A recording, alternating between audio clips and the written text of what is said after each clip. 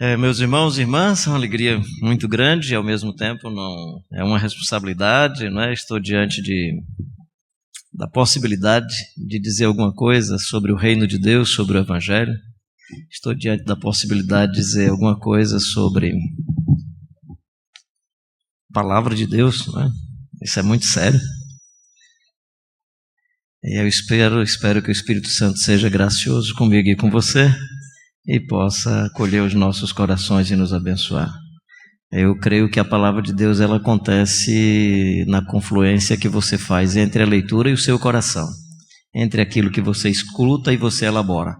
Ou seja, se não houver uma elaboração no seu íntimo, de acordo com as demandas que estão no seu coração e de acordo com a vontade de Deus para a sua vida, eu presumo que não acontece palavra de Deus. Razão pela qual eu queria lhe desafiar a abrir a alma e o coração para dentro do cenário, às vezes no abraço do irmão, na frase de um irmão, numa conversa, numa pessoa que está perto, perceber Deus dizendo alguma coisa para você.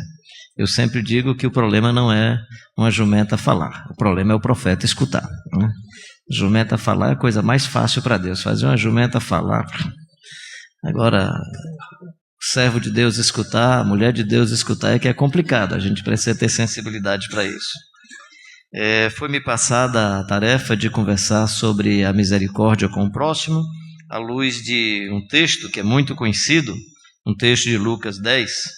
Eu vou ler do versículo 25 em diante, Lucas 10, a partir do 25, e aí depois vou, de alguma maneira, tentar nos jogar dentro da peça que é bem mais ampla, da peça literária que, no meu entendimento, começa no 9:57, até para a gente entendendo e compreendendo quem são essas pessoas, especificamente o próximo está aqui nesse texto que nós vamos ler, e quem são outros que aparecem também dentro do mesmo texto. Capítulo 10, versículo 25. E eis que certo homem, intérprete da lei, se levantou com o intuito de pôr Jesus à prova e disse-lhe: Mestre, que farei para herdar a vida eterna? Então Jesus lhe perguntou: Que está escrito na lei? Como interpretas? A isto ele respondeu: Amarás o Senhor teu Deus de todo o teu coração, de toda a tua alma, de todas as tuas forças e de todo o teu entendimento, e amarás o teu próximo como a ti mesmo.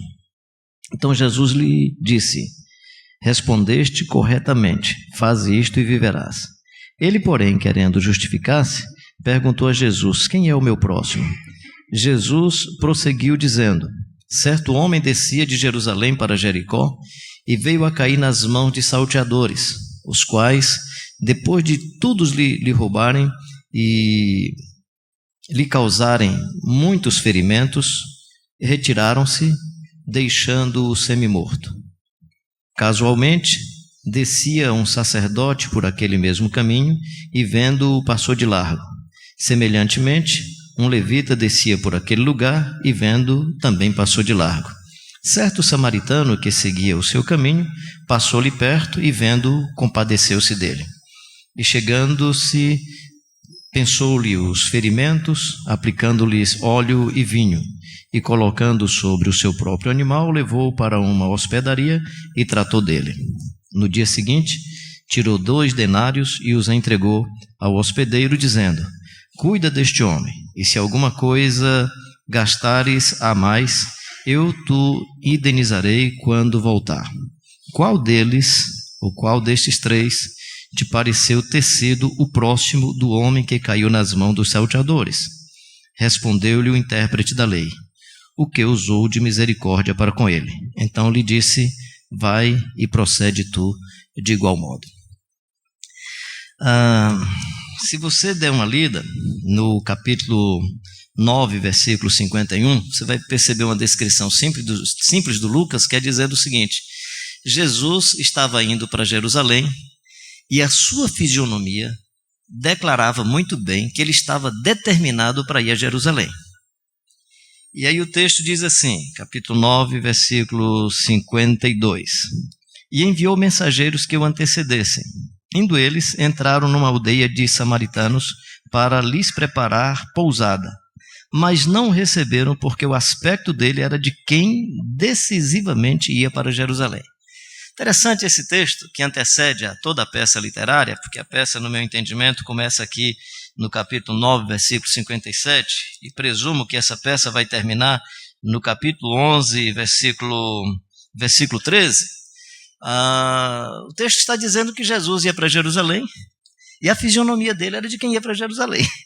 Ele disse, mas eu queria dar uma pousada aí em Samaria. E os samaritanos, só por perceberem que ele ia passar por Jerusalém, disseram, nós não queremos que ele fique aqui com a gente. Então o problema não era Jesus, Jesus gosta desse pessoal de Jerusalém, como Jesus gosta desse pessoal de Jerusalém, nós não queremos conversa com ele. Tiago e João ficam assim chateados, né? Senhor, quer que a gente peça fogo do céu para queimar esse pessoal, que esse pessoal não presta. Esses samaritanos são terríveis. Esses samaritanos estão nos discriminando. E eles são terríveis, eles são uma praga. Dá para a gente tocar fogo nesse pessoal. Então é interessante você observar que quando Jesus vai ilustrar a pergunta do doutor da lei, tem um pano de fundo que ele vai para Jerusalém e os samaritanos estão chateados e os discípulos estão assim desejosos de tocar fogo nesse pessoal. Então não tem só um doutor da lei que se impressiona com o fato de que o samaritano fez bem. Tem também discípulos que anteriormente estavam querendo queimar esse pessoal, destruir esse pessoal, acabar com esse pessoal. Esse pessoal não presta, isso é gente ruim, né? Quando você pega o cenário histórico, vai detectar que essa questão é antiga. Essa questão é uma questão antiga, é uma questão étnica com transfundo político, religioso, no momento da divisão do reino de Roboão e Jeroboão. O Roboão ficou aí com o pessoal em Jerusalém, o templo construído pelo Salomão, os impostos caríssimos que o Salomão estava cobrando e oprimindo o povo. O Jeroboão, irmão do Roboão, se associa a duas tribos, das 12 tribos, ele fica com outras 2 tribos, vai para essa região, constrói aí um espaço também de culto. Por isso que a mulher samaritana, naquele texto de João 4, pergunta a Jesus, olha, vocês dizem que é lá em Jerusalém o lugar de adorar a Deus. Nossos pais dizem que é aqui no monte. Em que monte? Onde eles tinham um templo alternativo para continuar esse tipo de adoração. Então, há um problema político, religioso, antigo, e aí os samaritanos vão fazendo outras opções celebrativas que não dizem respeito às costumeiras do povo de Israel, se bem que isso depende de qual época, depende de que rei, depende do momento que, por exemplo, só como ilustração, no momento em que o Acabe casa com Jezabel e Etbaal, né, que era o pai de Jezabel, o sogro de Acabe, vem para Jerusalém e ele era um sacerdote de Baal. Então eles trouxeram essa divindade, que era a divindade econômica dos fenícios, trazem para dentro de Jerusalém e Baal fazia chover, gente. Baal fazia chover. Na cultura fenícia, Baal era poderoso para fazer chover. Eu acho que é por isso que nesse ciclo de Elias e Eliseu, o grande tema é ele orou para não chover e não choveu, orou para chover e choveu, e depois, vamos ver quem que manda fogo do céu, se é Baal ou se é Deus, né? Então é um período muito interessante, e eles vão tendo essas manifestações culticas, essas manifestações litúrgicas, e de alguma maneira os samaritanos e os que estavam em Jerusalém, especialmente vinculados ao templo construído pelo Salomão, não se davam bem. Então é dentro desse cenário. Esse primeiro momento, quando os discípulos dizem que Jesus, aliás, quando os discípulos dizem não, quando Lucas escreve que na fisionomia de Jesus havia uma determinação, que ele ia para Jerusalém, os ânimos eram tão acirrados que só por conta disso eles não quiseram receber Jesus nessa viagem. Eles já tinham recebido em outras ocasiões. Tudo indica que aquela primeira passagem pela província de Sicar é anterior a essa viagem, até porque aqui ele já sabe da sua crucificação, já sabe, aliás, não é que já sabe, já está destinado a passar por esse processo de crucificação, então tudo indica que esse texto é posterior. Mas aí, só por conta disso, né? Seria assim, por exemplo, só porque é amigo do Carlinhos, né? Só porque está junto com o pessoal de Missão Integral. Aí tem gente que já não quer mais nem que você ande, nem é impressionante isso, né? Isso está no nosso jeito religioso que discrimina, e às vezes da nossa parte, não, só porque o cara é isso e aquele eu também não quero acordo com ele. Então isso está muito evidente. Mas olha, o texto do próximo, que nesse caso é o samaritano, ele é posterior a uma declaração primária de Jesus, que é a pergunta que ele faz ao doutor da lei, e o cara responde bem. O que é que está escrito? Ele pergunta sobre vida eterna, né? A gente tem falado muito sobre isso em vários lugares, que vida eterna é pergunta de religioso e rico, né? Pobre que chega perto de Jesus não pergunta sobre vida eterna. Minha filha está doente, dá para o senhor curar? Meu filho é cego, não sei o quê, está possesso. Não. Rico está com a vida resolvida, do lado de cá, e quer resolver lá em cima também. Aí toda vida o moço rico chega, e é interessante que Jesus trata do tema, mas Jesus não se foca na eternidade. E você, cara, o que você tem guardado, para quem será? Ele podia perguntar assim, como é que vai ser quando Deus conversar com você? Não é o que é que vai ser quando Deus conversar com você. O que você acumulou fica para quem? Porque Jesus traz o cara para o cotidiano. Esse aqui vai perguntar sobre vida eterna e Jesus põe o cara na estrada. Então, esse texto ele começa nessa perspectiva de missão. Como a gente está falando de missão na íntegra e ao mesmo tempo falamos de missão integral, essa peça literária, eu não vou falar sobre toda a peça, eu vou me deter na minha parte aqui, mas ela é uma peça muito interessante. Quem é o meu próximo? Quem é o próximo, né? Próximo é minha mulher, cara. Meus filhos. Próximo é o Capelete. Você é meu próximo, cara. Próximo é o Ari. Próximo é o Paulo Júnior. Próximo é o meu irmão que eu vejo aqui, é o Gerson. Esse é o meu próximo. Porque esse próximo eu não preciso fazer nenhum sacrifício para estar perto dele. Esse é meu próximo. Quem é meu próximo? Meus irmãos e irmãs. Quem é o meu próximo? Esse que Jesus enviou de 2 em 2. Só que esse eu não preciso fazer nenhum sacrifício. Ama o teu próximo como a ti mesmo, ama as pessoas como você se ama. Quem é que eu quero me amar como eu me amo? Quero amar o Capelete como eu me amo. Quero amar o Ari como eu me amo. Como é que eu me amo? Faço besteira? Alguém aqui já fez besteira na vida?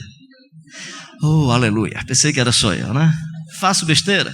Fico chateado com as besteiras que eu faço? Sem dúvida. Fico irritado comigo quando cometo uma imperícia? Sem dúvida. Mesmo assim, quero uma tapioquinha com queijo coalho e doce de goiaba. Quero um feijãozinho verde com não sei o que mais. Deixa eu dizer então qual é o cardápio quando eu for na sua casa. Okay. Então assim, eu fico chateado com a minha imperícia, mas continuo cuidando de mim. Ama o teu próximo como a ti mesmo. É no momento que a outra pessoa cometer uma imperícia, fique chateado com a imperícia, com a maldade, mas cuida da pessoa como você cuida de você. Então Jesus diz, vamos de 2 em 2 pelo caminho. Quem é o próximo? O meu irmão que vai comigo no caminho. Só que com esse irmão eu quero tratá-lo como eu trato a mim. E com ele é fácil porque o cara é legal. Às vezes melhor do que eu. Então esse próximo que é melhor do que eu, é muito legal de acolher esse camarada. Dar um copinho d'água, um docinho de caju, 1 quilo de castanha. Né? E aí vai. É legal andar com esse pessoal. Ele é do meu lado. Aí nós somos amigos da missão da íntegra. Caramba, que legal. Só gente boa. Fala mais ou menos o que eu falo. Entende mais ou menos como eu entendo. E sempre respeitamos uns aos outros. Mas esse é meu próximo. Vamos de 2 em 2. Quem é o meu próximo? A senhora que no caminho me acolhe em sua casa. Quando entrarem numa casa, digam, Pai seja convosco. E lá tem uma senhora, tem um senhor que vai receber vocês. E aí acolham. Mas tem casa que o próximo não vai receber, porque tem um jeito do próximo também tratar você. Tem esse que não vai lhe receber. Esse é o próximo. Quem é mais o próximo? Aí tem um próximo aqui nesse texto que é muito próximo, né? Que acho que nem sei se dá para a gente chamar de próximo, ele é que chama que é o Jesus de Nazaré, cara. Que aí os discípulos voltam para conversar com ele. Senhor, olha, estamos abafando. Até os demônios se nos submetem. Senhor, quando eu estou pregando, eu olho para aquele moço assim que está conversando com um amigo, só o meu olhar faz com que ele... Até o demônio, Senhor, imagina o moço, né? Eu sou poderoso, né? Né? Na hora que eu estou no púlpito, o senhor precisa ver, Senhor. Minha esposa, se ela se mexer, eu olho assim, ela já sabe. Ela conhece pelo meu olhar. Meus filhos nem se fala. Senhor, eu sou poderoso, né? Não só meus filhos, não só a igreja, Senhor, eu sou poderoso, né? Até os demônios se me submetem. Aí Jesus diz, eu vi essa história do poder na desgraça, cara. Quem viveu isso caiu do céu abaixo e você vai se arrebentar também, camarada. Alegre-se não por essas besteiras, alegre-se porque você tem uma cidadania para além da sua história nesse contexto onde você vive. Você tem um nome, você tem uma singularidade muito peculiar, você tem uma identidade no mundo celestial que melhora a sua cidadania nesse mundo do lado de cá, mas você é filho e filha de Deus. Alegre-se por isso, né? Então esse é o próximo que a gente chega, que é o Jesus de Nazaré, que a gente chega para ver se tem vida, né? Que ele questiona a gente, né? Desculpa colocar Jesus nessa relação, mas é porque ama o teu próximo como a ti mesmo, ama todo personagem, todo ser humano que está aí na estrada, que vai e vem. Olha para Corazim, olha para a cidade que você vai, que não acolheu as boas novas e diz, ai de ti, porque o evangelho tem anúncio e tem denúncia.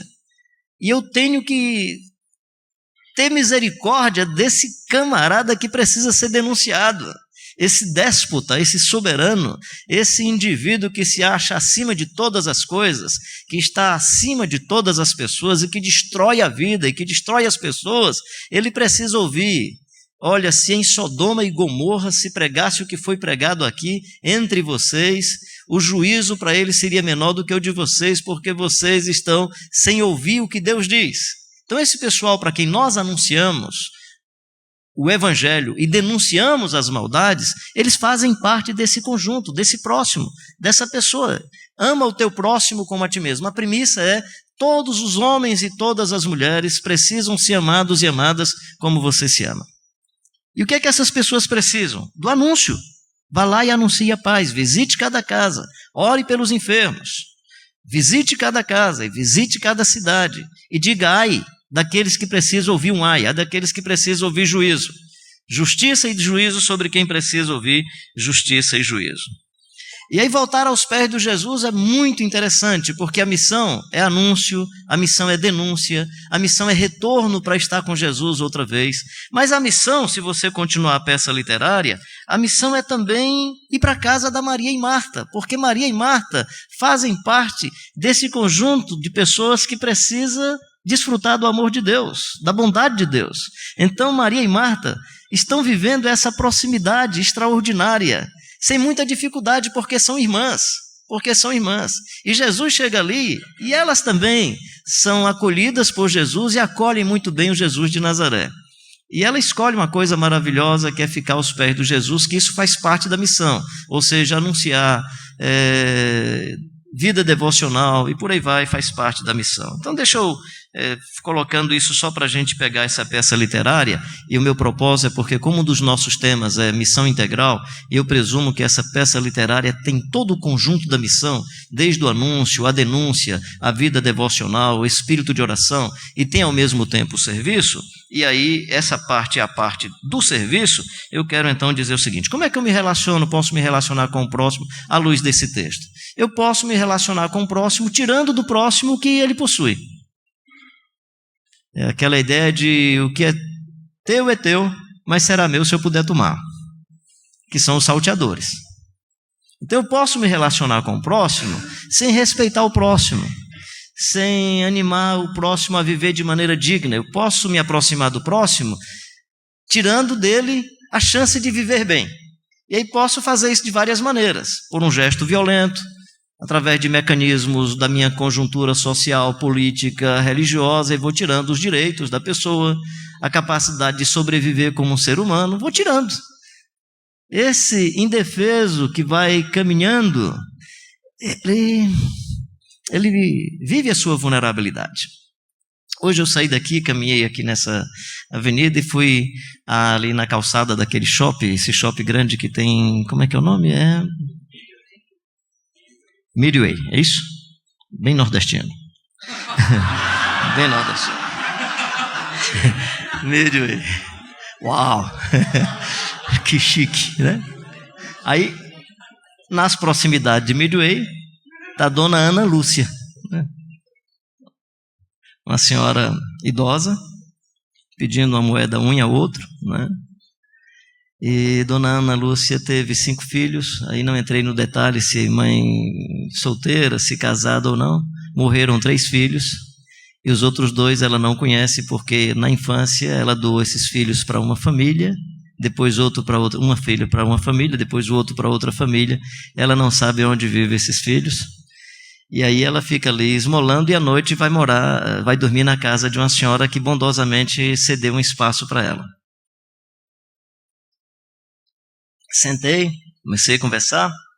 Daqui a pouco aparece um cidadão alcoolista e vinha... Não tinha participado de ceia de igreja, que é só um pouquinho não, mas a dose fez o cara baixar a cabeça direitinho, né? Aí o cara chega, né, se aproxima, acho que ficou preocupado. Era eu e outro jovem, não sei se ele está por aqui. Ei, cara, nós 2 estávamos juntos lá, tal, né? E aí o cara chega, não sei se para proteger a senhora ou não, se ela estava em risco ou não.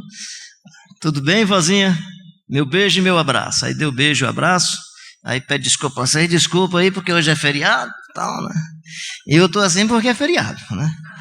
Mas eu trabalho ali mais na frente, entrando ali à esquerda, e disse onde é que era, mais ou menos, né? Não deu para situar a rua, mas dava para perceber mais ou menos a região. E eu trabalho lavando o carro, e ela sabe disso. Eu estando bem, ou estando desse jeito, eu passo aqui, dou o meu abraço e dou o meu beijo. E ela se sente protegida. E abaixo de Jesus sou eu. Porque, claro, primeiro é Jesus que protege, né? Aí quis ver se o cara tinha vertente evangélica, acho que o álcool não deixava para perceber e tal, mas aí eu fiquei pensando, né? Pastor, lê Bíblia, quem é o cara que está abraçando e beijando a senhora diariamente, estando lúcido ou não? Era como se Jesus dissesse, vá você que tem dificuldade de reconhecer a beleza da vida num alcoolista, e é como se Jesus dissesse, eu não estou mandando você ser um alcoolista, mas estou dizendo a você, faça do jeito que ele fez. Faça do jeito que ele fez. Eu disse, Senhor, como é que o Senhor sabe que eu estou com esse texto e me põe essa cena assim como...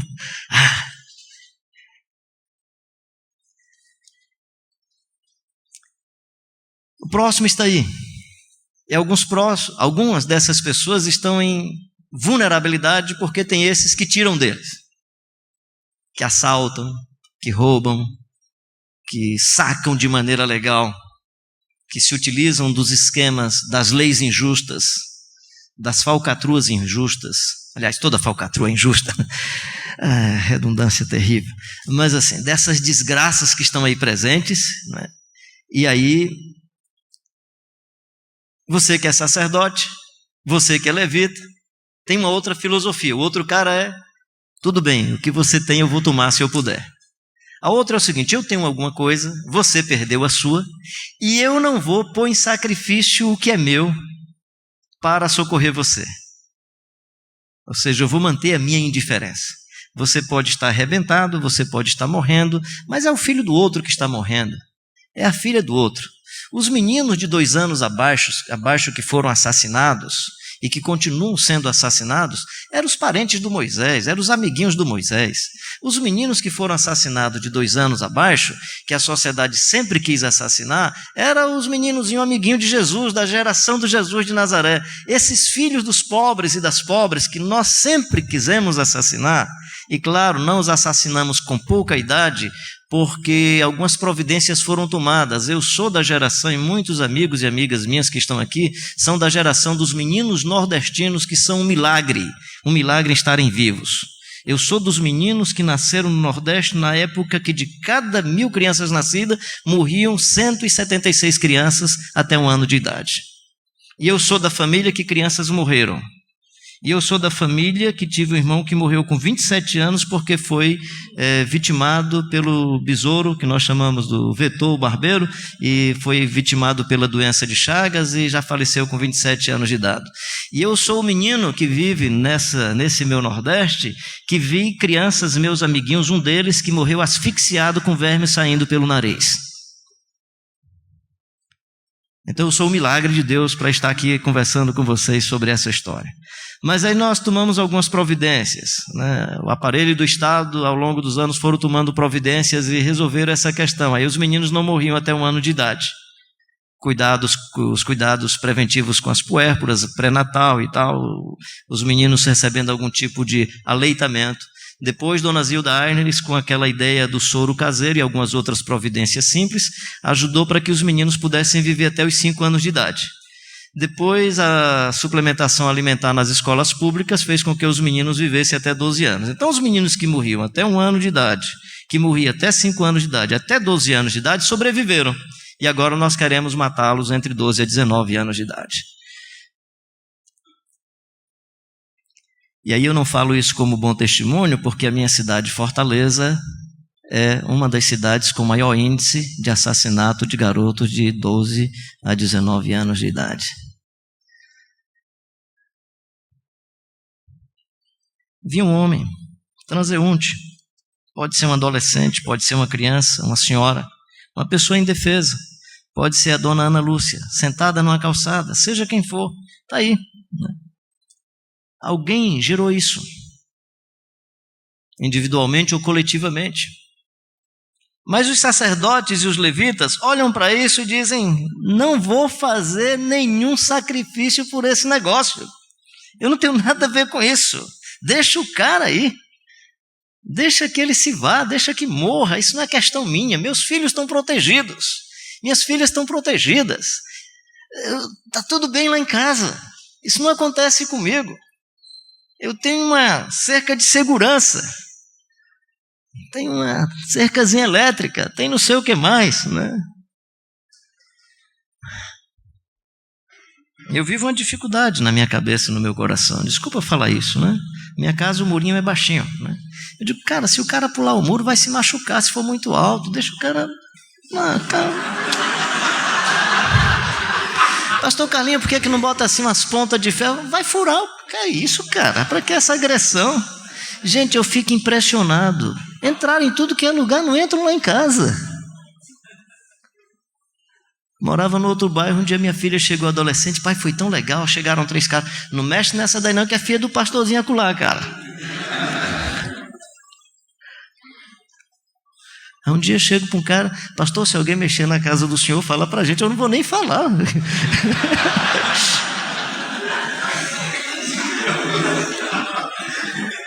Não é na minha casa, não foi com meu filho, não é minha filha. O cidadão está caído, está aí na desgraça. Tomaram tudo dele. Tomaram o direito de viver, tomaram o direito da habitação, tomaram o direito ao ensino, ao espaço de educação, tiraram o direito. Mas não é um problema meu, porque eu já tenho tudo isso. Não é meu problema. Eu vou pregar, cara. Eu vou para o culto, eu sou levita. Eu sou sacerdote. Como Jesus sabe que esse pessoal não gosta de samaritano? Como Jesus sabe que esse pessoal tinha pavor dos samaritanos? Como Jesus sabia que os samaritanos tinham uma dificuldade de relacionamento com esse pessoal? O texto anterior: e só porque Jesus ia para lá, eles estão dizendo que não recebem a Jesus. Aí Jesus vai e diz o seguinte: e passou um samaritano. Passou um indivíduo que não era do seu segmento religioso. Passou um indivíduo que não tinha a sua mesma ideologia. Passou um indivíduo que, na sua leitura e na sua forma de perceber o outro e o cenário do outro, ele é o cara que você não quer no seu ambiente, né?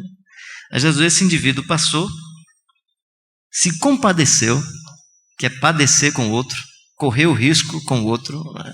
Eu gosto dessa palavra nas bem-aventuranças, no Sermão da Montanha, a compaixão e o compadecer.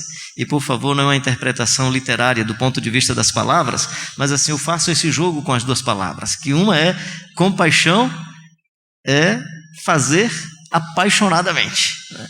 Agora, imagina padecer com o outro de maneira apaixonada. Fazer com prazer. Aí o cara se compadece. Então, tem um indivíduo que diz: o que é meu, o que é teu será meu se eu puder tomar. O outro é: o que é meu não será seu para tirar você dessa desgraça, o indiferente. E o outro é: o que é meu será seu se você precisar. Eu vou doar.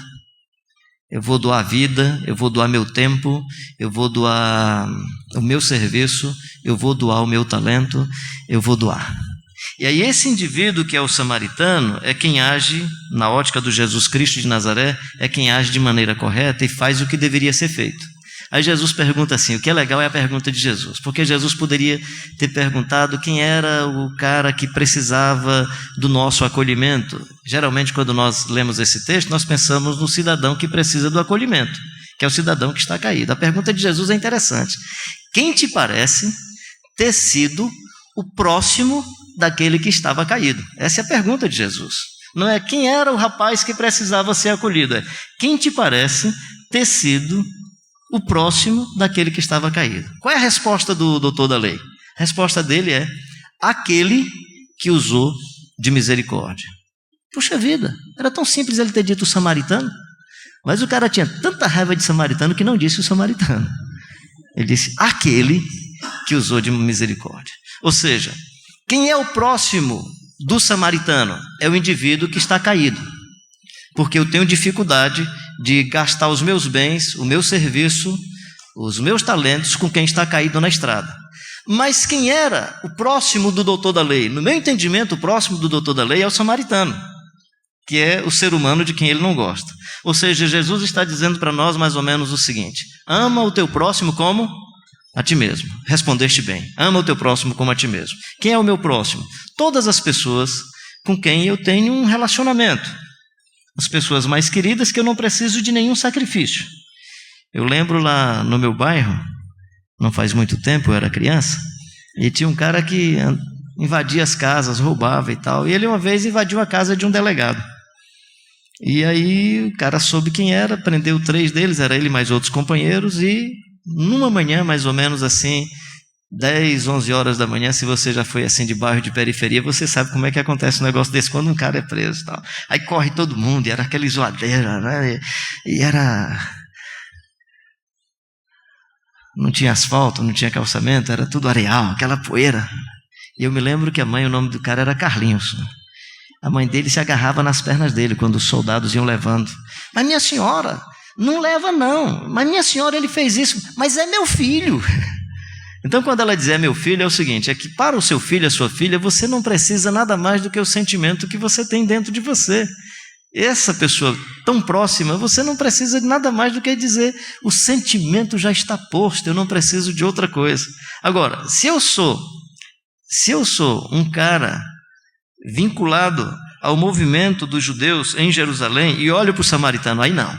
Aí esse próximo, que é aquele que está no limite, esse próximo lá do extremo é o que Jesus está dizendo. Se você é meu seguidor, você vai, mesmo torcendo o ABC, na hora que o América fizer o gol, você vai abraçar o irmão.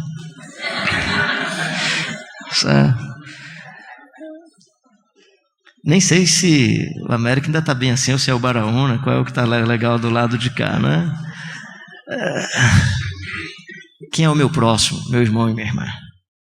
Todos os homens e todas as mulheres para quem você tiver a chance de sinalizar de alguma maneira a vida do Deus eterno revelada no Jesus Cristo de Nazaré. O amor de Jesus, a misericórdia de Jesus, a justiça do seu reino, a bondade de Deus. Quem é o próximo? O outro, totalmente outro, que eu tenho dificuldade. Agora, o que é interessante nesse texto? Jesus não está dizendo assim, seja um samaritano. Jesus está dizendo o seguinte, a despeito da discriminação que você tem, a despeito do desrespeito que você tem pelos condicionamentos históricos, pela maneira como você discrimina, observa que ele está fazendo o que você deveria fazer. Vá você e faça o mesmo. Jesus não está dizendo seja um samaritano, está dizendo faça o que esse cara está fazendo. Então pode ser o outro, totalmente outro, ele é meu próximo, ele é meu próximo. Pode ser o sofrido, oprimido, injustiçado, indefeso, e que precisa da intervenção, ele é o meu próximo, ele é o meu próximo. Quem é o próximo da igreja evangélica brasileira? Algumas dicas ou ilustrações. Meninas abaixo de 15 anos, pegando aí dados do IBGE, meninas abaixo de 15 anos, pele negra e pobre, sexo feminino, abaixo de 15 anos, negra e pobre. Esse ser humano, se você faz uma conjunção dos dados do IBGE, vai perceber que é o ser humano mais vulnerável da sociedade brasileira. Esse é o próximo. Quem é o próximo para a igreja evangélica brasileira? É se eu encontro alguém que está fazendo o que eu não faço, e no lugar de reconhecer que a atitude dele é um exemplo do evangelho, eu vou dizer assim: as pedras estão clamando, onde é que nós estamos? Quem disse que você não é a pedra? Se você não está fazendo, você é mais pedra do que o outro que está fazendo. Então quem é o próximo? O próximo é a pessoa que está em vulnerabilidade. Quem é o próximo? Aquele que eu olhando para ele, e mesmo não concordando como ele pensa e como ele é, eu percebo que ele faz muito melhor do que eu. Deixa eu aproveitar aqui um parênteses, só para ilustrar como é que eu quero colocar isso para você entender. Às vezes o pessoal fica fazendo críticas à missão na íntegra, né? Aí eles dizem assim: não, é porque vocês são inspirados, né? Ou na verdade vocês são teologia da libertação. Aí, gente, teologia da libertação, tá. Aí eu fico lembrando, Padre José Comblain, Eduardo Ronert, Gutierrez. Eu digo: peraí, gente, é elogio demais pra gente. Ainda não chegamos nisso, não. É elogio demais pra gente. Puxa vida, porque esses caras fazem muito melhor do que eu faço, ou fizeram, e alguns continuam fazendo. Aí eu digo assim: mesmo que eu não concorde com tudo, mesmo que seja de outro segmento, peraí. Aí eu, às vezes, não, porque o Papa Francisco, mas a hipocrisia, eu sempre escuto isso de evangélicos. Eu digo: olha, do ponto de vista da atitude e do exemplo, é melhor do que os nossos televangelistas.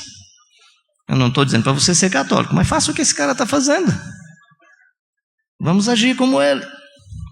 Aí tem outras ilustrações que são mais chatas, que é mais ou menos assim: não, porque Ariovaldo, Ed René, não sei quem, é comunista. Aí eu fico assim: cara, deve ser alguém fazendo marketing para o mundo comunista. Só pode ser um cara do mundo comunista pago por eles para fazer marketing, porque o comunismo está aí meio sem perna para caminhar.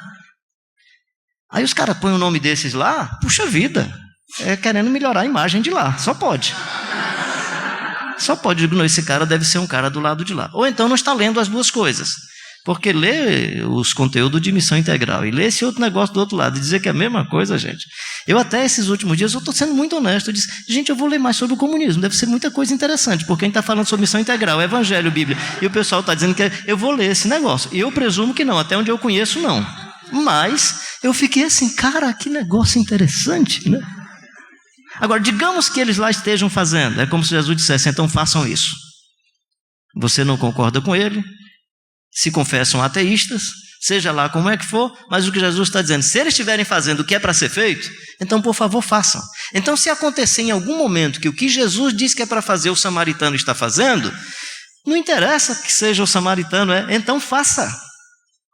Faça. Se coincide, beleza do outro, que consciente ou inconscientemente está fazendo o que Jesus disse que era para a gente fazer. Simples. Muito simples. Eu acho que é muito simples. Muito simples. Muito simples. Estão matando alguém? Nós estamos em favor do Deus da vida. Não vamos matar. Estão destruindo alguém? Nós estamos a favor da vida. Estão fazendo violência? Nós estamos anunciando a paz. Estão promovendo injustiça? Nós queremos anunciar o Deus da justiça. E claro, reconhecendo que só Ele é justo. O máximo que nós temos é fome e sede de justiça. Ou seja, reconhecendo a nossa limitação, e por isso que precisamos do discernimento do corpo de Cristo, precisamos do discernimento de outras pessoas com outras informações, para nós não estarmos simplesmente repetindo a injustiça. Vá você e faça o mesmo. Vá você e faça o mesmo. Vá você e faça o mesmo.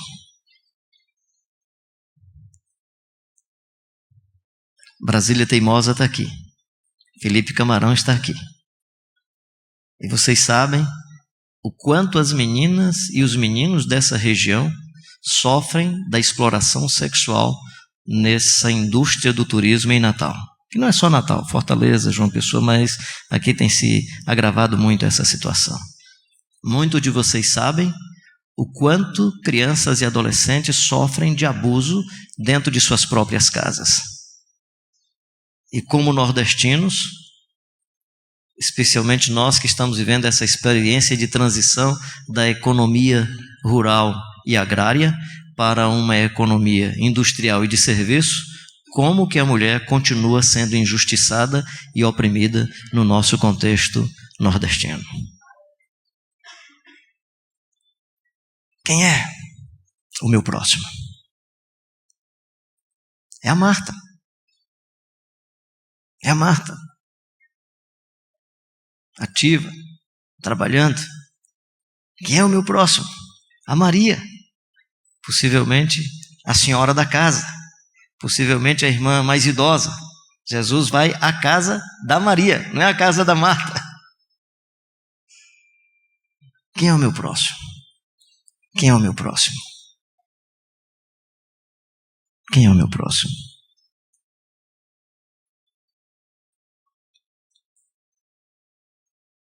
O cidadão que é vítima da violência. Quem é o meu próximo? O adolescente que é vítima de toda uma conjuntura de perversidade e maldade. Eu encerro dizendo uma coisa muito simples. 2005. Fizemos uma relação de 42 jovens aí entre 13 e 17 anos de idade envolvidos com violência. A primeira reunião foi muito tensa, porque eu e um amigo, Paulinho, fizemos a lista dos jovens e aí, de maneira inadvertida, não sabíamos que estávamos chamando jovens para a reunião e jovens de gangues diferentes. E aí chamamos para um almoço, providenciamos um baião de 2, tilápia, fizemos tal. 11 horas chega um grupo, um líder assim na frente, uma jaqueta, cobrindo até mais ou menos o joelho, mais 3 rapazes. Aí chega e disse, tio Paulinho, que era outro rapaz que era mais amigo deles do que eu. Tio Paulinho, eu não sei o que vai acontecer aqui hoje não, tio. O senhor chamou a gente lá do bairro, disse o nome do bairro e chamou o pessoal. E nós não pudemos nem transitar de uma rua para outra. Olha o que é que eu trouxe. Abriu assim um bolso, né? Segundo ele, era um revólver 38, eu entendo pouco de arma. Estava lá. E disse assim, cheio de bala, tio. Aí o Paulinho, que é isso, cara? Não quer me entregar esse negócio? Eu vou entregar e se o outro vir armado. Foi tensa a reunião, muito tensa. Me aproximo de um garoto, começo a conversar com ele, resolvi sentar à mesma mesa, era um dos mais jovens entre eles. E aí conversa vai, conversa vem, tentando e tal. E aí, sua mãe, cara? Pensando que com ele eu ia sensibilizá-lo falando da mãe. Aí ele, sei não. Quanto tempo que você não vê? Não, a pergunta não é quanto tempo que eu não a vejo, né? Estou usando aqui a minha linguagem. É quanto tempo que eu não quero vê-la. Aí, num dado momento, eu olhei para ele, chamei de meu filho. Meu filho, você não acha que você é envolvido nesse tipo de situação, você vai morrer muito cedo? Eu morrer muito cedo? Morre cedo quem fica perguntando besteira e falando besteira para mim. Dou um tiro, e aí falou assim mesmo, dou um tiro na cara de qualquer um sem perguntar por quê. Aí o garoto que estava à mesa bateu assim do meu lado, me chamou, disse, ele é o mais violento aqui do grupo e tal. E aí, claro, eu entendo, até porque essa reação dele, para não ser viciado pelos demais, para se proteger, como é o menorzinho, tem que se mostrar o mais fera, o mais valente, né? O garoto que me chamou assim do lado, uma semana depois, chega para mim e diz, pastor Carlinhos, o fulano morreu. Mataram e tal, né? Uns 2 meses depois, esse mesmo garoto chega e diz assim, pastor Carlinhos, eu não quero morrer, e eu estou na lista. O que é que o senhor pode fazer? Eu não pude fazer nada. Não sei se por incompetência técnica, seja o que for, o garoto também foi ceifado. Esse garoto um dia me disse uma coisa que me marcou muito. Ele, pastor Carlinhos, eu não sei dos chutes que eu levava na barriga da minha mãe, porque eu não tinha noção. Eu estava ainda na barriga da minha mãe. Mas minha mãe me conta que eu comecei a levar chibatada quando ainda estava na barriga. Agora, os palavrões e a chibatada que o meu pai me dava, desde quando eu penso na minha vida, eu me lembro de tudo isso. Aí ele disse assim, eu estou falando isso para o senhor, não é por nada não, é que o senhor fala umas frases tão legais para a gente, O senhor diz umas palavras tão bonitas, mas o que eu mais gosto é que o senhor ora pela gente. Mas sabe o que é legal? Não é quando o senhor ora, não. É quando o senhor ora com a mão na cabeça da gente. Carência de afetividade, de abraço. O Ed teve com a gente, Ed René, há poucos dias. Cara, eu queria te levar a colar num lugar, não queria que você falasse, não, eu queria que só você fosse só ouvir os meninos que tem ali. E aí um garotão disse, eu comprava uma moto. Eu comprava uma moto numa semana, moto 0 quilômetro. Aí ele disse, hoje eu sou casado, eu tenho um filhinho, e eu ganho pouco, mas ganho com dignidade. Inclusive, vou terminar minha conversa, ele dizendo, eu não vou terminar a minha, vou terminar também.